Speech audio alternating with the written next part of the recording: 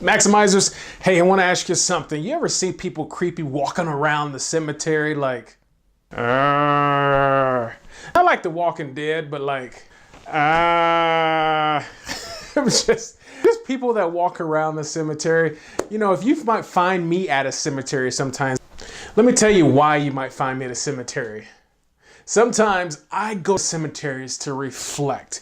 You ever taken a Strength Finders test? If you haven't, look it up. The reason I go to cemeteries is in conjunction with my Strength Finders test. And my number one strength on that test was, drum rolls please.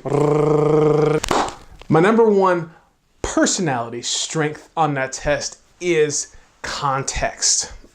Means that I love to go back and hear about your history, your story, what makes you who you are, why you do the things you do, why are you bent the way you're bent, how did you get here in the first place? So what do cemeteries do for me? It allows me to contextually go back in time to see how people got to this point, how this nation was formed. Yeah, and honestly, you say, well, the people are dead. Well, they're deceased. They have passed on. They're not physically speaking, but those markers on the gravestone, the comments that people leave on those stones, maybe they have a plaque or something in front of the grave, or some type of was it called the house mausoleum thing? They might tell a story of the person that is lying here in the ground or in this tomb or wherever. And that's what it does for me. It allows me to kind of see. And this is usually when I go back east and travel, because the West Coast doesn't have that long history established, as far as you don't see a whole lot of grave sites that are from the 1700s or the 1800s.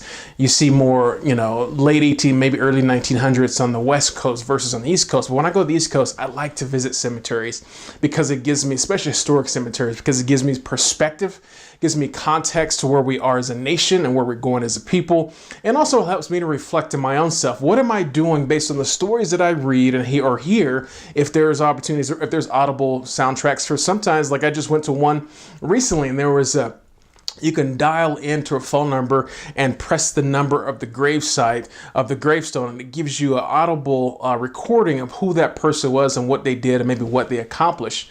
And I guess when I pass away, when my stone is set in the ground, I'm 6 feet under, I want to be able to have somebody record that Milton did this, or Milton was inspirational or instrumental in this, or Milton helped change this course of our nation, help people think differently in this way, help them achieve more, maximize their life in a greater way, help them live on purpose. That's what I want to be said about me when I die and pass away. So when you hit my number, which is my favorite number, is number 9. Hopefully that's where it is. But number 9, they'll say, oh, here lies Milton Herring II, born 1900 and so, and dies 2085. I don't know how I lived that long, maybe with technology, who knows? But those times allows me to go back. That's why the context is so important to me.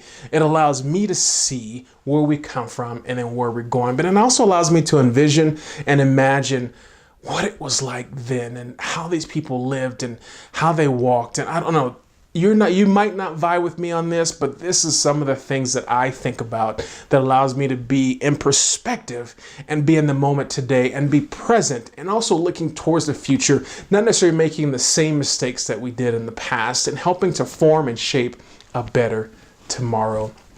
So if you catch me at a cemetery, creepily walking around by myself, staring at gravestones and reading, that's what I'm doing. I'm going back in time. Here, and then here. Just for you, and then just for me. So if that doesn't creep you out today, I don't know what will, but you might find me at a cemetery, and I have seen some people creepily walking around like, what you doing? Anyways, God bless you guys. Talk to you soon.